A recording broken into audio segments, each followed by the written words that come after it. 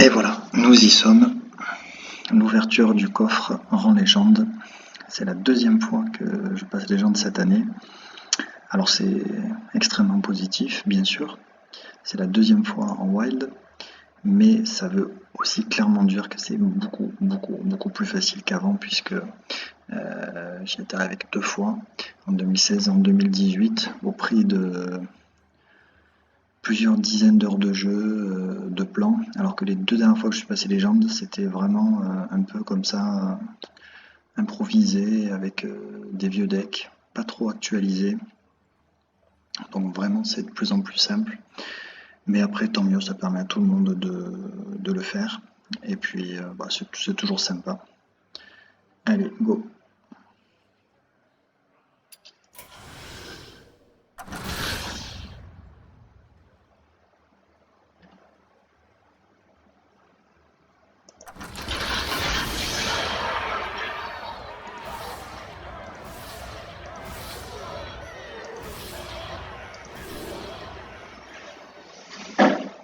Alors a priori les rares, ça devrait être des cartes que je n'ai pas. Or là, ce sont des cartes que j'ai toutes en 2 exemplaires, obligatoirement. Alors ça veut peut-être dire que j'ai déjà toutes les rares de la dernière extension.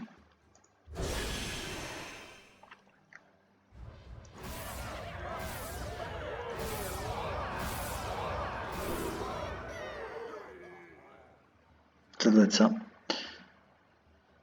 Et la seule chose qui est dommage avec ce nouveau système de coffre, qui est beaucoup plus généreux en butin que les coups précédents, c'est que la carte épique, elle n'est plus gold. Ça c'est dommage. Elec instruit. Alors je pense que je l'avais pas.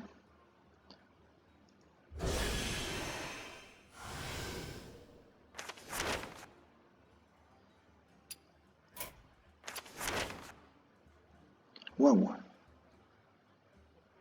Ah, j'avais pas fait attention que c'était celui-là. Ils ont fait une émission dessus où ils ont expliqué comment ils créaient. C'était très long. C'était intéressant, mais c'était très long. J'ai pas tout regardé. Il y avait quasiment 3 heures de vidéo, 3 fois 1 heure. Mais en tout cas, le dos de carte est magnifique. Prêtre, druide, chasseur, mage, voleur et chasseur de démons. Alors évidemment, il n'y en a pas une commune. On va attendre un petit peu qu'il y en ait une troisième pour essayer de faire 2 en 1. Allez, on va s'ouvrir quelques paquets de Scholomance. Alors ceux-là, ce sont les gold qui étaient dans la précommande. Je vais les garder comme les paquets gold classiques et comme les paquets du pack mage, puisque ce sont des packs uniques qui ne devraient plus ressortir, comme ceux d'ailleurs de l'année du dragon. Alors peut-être je les descendrai à 5 pour différencier les packs spéciaux par rapport aux packs des extensions qui eux sont à 10. Là, je les ai tous mis à 10. Et on a commencé la chasse avec donc le set classique où j'ai toutes les cartes. GVG, il n'y a pas eu une ouverture folle, il faudra aller crafter les cartes qui manquent. TGT, où c'était déjà un petit peu mieux. Et puis après, on va remonter. Et il y a juste Uldum, qui est l'extension où il ne me manque que 4 cartes. Et il n'y a que Hamet en légendaire qui me manque. C'est parce que c'est l'époque où j'ai fait beaucoup de qualifiers, que ce soit sur Europe ou États-Unis. J'ai dû ramener entre peut-être 30 et 50 paquets sur la période des qualifiers. Et du coup, j'en ai ouvert beaucoup plus que d'habitude. Après les autres extensions, généralement, il m'en manque entre 15 et 20.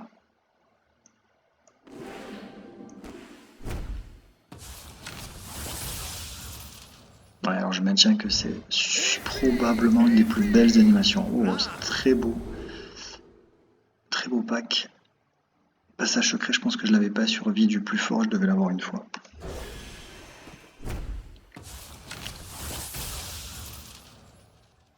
Une espèce de spirale comme ça qui vient enlever le scellé avec derrière les feuilles qui s'envolent.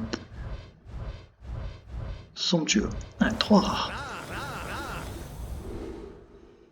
Des beaux packs.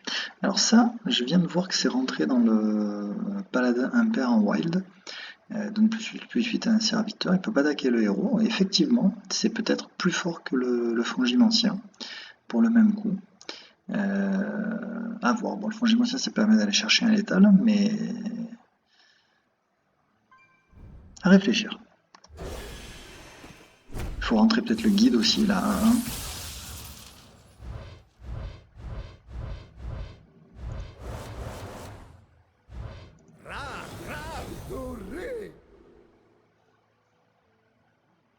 Le proto-Darik pestiféré que j'ai vu jouer dans un Big Shaman qui est assez rigolo.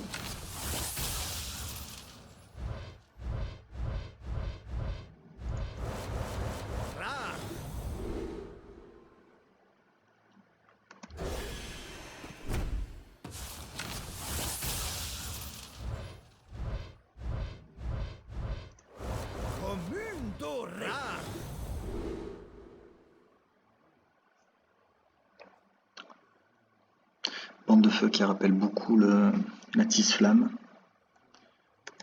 Le balai animé aussi qui est joué dans. J'ai vu quand même dans plusieurs decks. Ah, titre légendaire.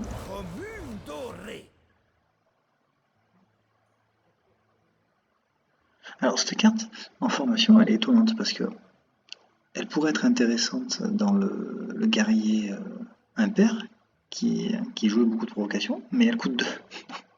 Donc on peut pas la jouer dedans.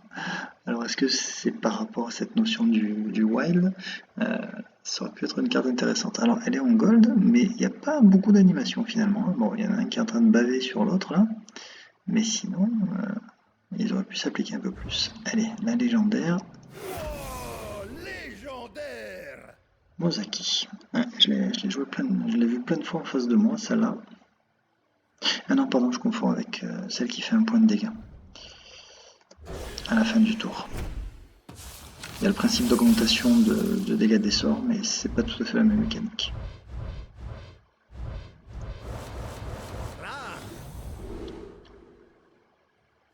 Alors celle-là, elle est énormément vue, que ce soit en standard ou en wild. Effectivement, elle est forte. Celle-là, j'ai l'impression qu'elle est hyper forte. Mais je l'ai encore jamais vu jouer. J'aime beaucoup cette série de cartes, là, les études, une par classe. Un enragé, ça faisait longtemps qu'on n'en avait pas vu un aussi.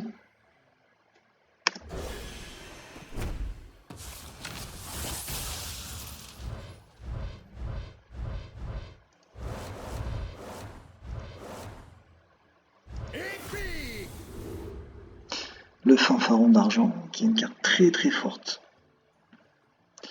Et la remplaçante en sorceleuse, c'est quand même étonnant, hein, parce que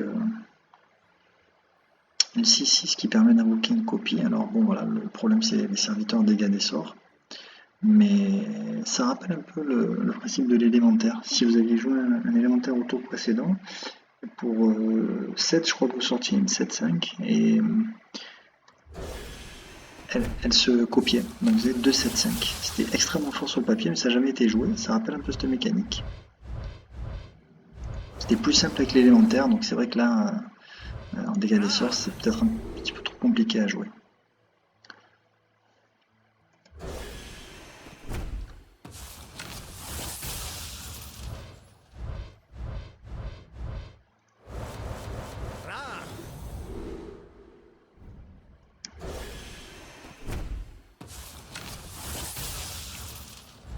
Alors ils ont annoncé la refonte du set classique pour la prochaine rotation.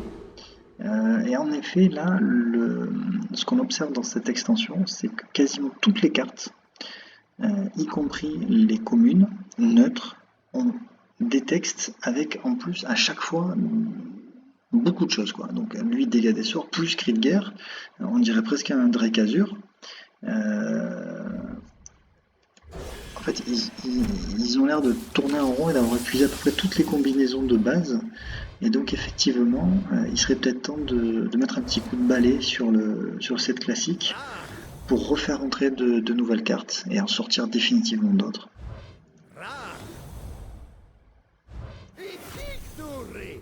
Alors, l'élève studio.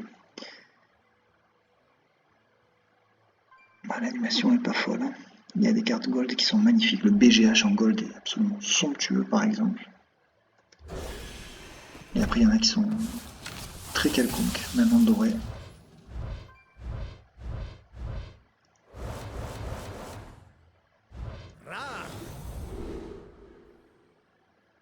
Ça, c'est une très belle carte, je trouve. L'artwork, en plus, l'association des couleurs entre le druide et le chaman, ça match très bien.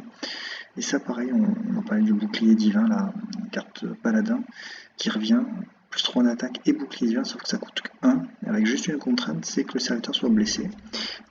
C'est une carte qui peut être intéressante.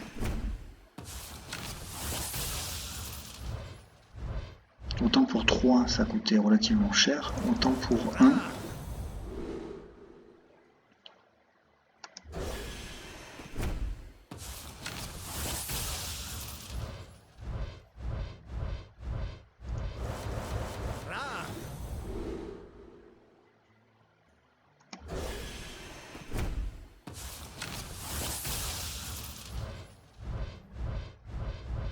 bon, bah, ça a été assez généreux en épique. Le totem piégé, magnifique. Piégé, magnifique. Toutes les cartes totem, j'adore.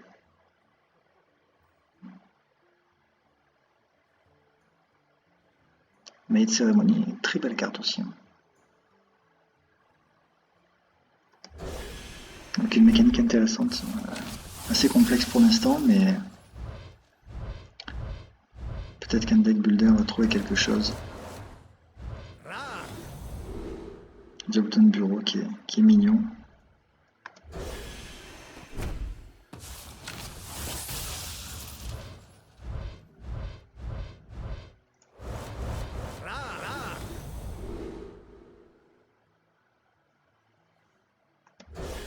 D'ailleurs, le diabotin de bureau, on parlait de cette classique, ça remplace quasiment le diablotin 1-1 qui se génère là, comme par exemple on fait comme la carte démoniste pour 3 qui vient piocher 2 démons que vous en avez plus, ça vous génère des petites 1-1, finalement c'est exactement la même carte le même coup, sauf que c'est redessiné, ça pourrait être une solution aussi. Alors n'hésitez pas d'ailleurs en commentaire à parler de la couleur qui a été choisie pour le chasseur de démons. Je trouve que déjà de créer une 10e classe qui porte le même nom au début, donc chasseur 2 fois, je trouve ça très bizarre, mais en plus d'avoir choisi la même couleur, juste un dégradé de vert un peu plus foncé, je trouve que ça amène beaucoup de confusion. Je suis pas fou de ça, j'espère qu'il y aura des changements sur la couleur. Et voilà. Alors on va aller juste checker ce dont je vous parlais sur l'ouverture de TGT, c'est Van Cleef et Cenarius. Voilà. Il me semble bien que je les ai en gold et que le jeu vient de me les donner. Voilà, c'était bien ça. C'était bien ça. Je l'avais en gold et il vient de me le donner en neutre, donc je vais le garder. Van Cleef, c'est une carte que j'adore. On va pas décraft. Ça pour 400 poussières. On verra si jamais il passe au Panthéon. Il finira peut-être pas de 2020, enfin en l'occurrence ici jusqu'en avril 2021, mais peut-être qu'il passera pas le prochain coup. Et du coup, on va chercher Cenarius, je crois que c'est exactement la même chose.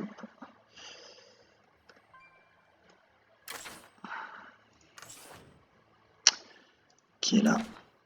Et voilà, Cenarius, exactement. Je l'avais en gold et le jeu me l'a donné en normal. Donc peut-être qu'effectivement dans le système anti-doublon, il détecte les légendaires en gold et il les propose quand même en simple, c'est possible. Voilà, et du coup, on va montrer les plus belles cartes en gold pour moi.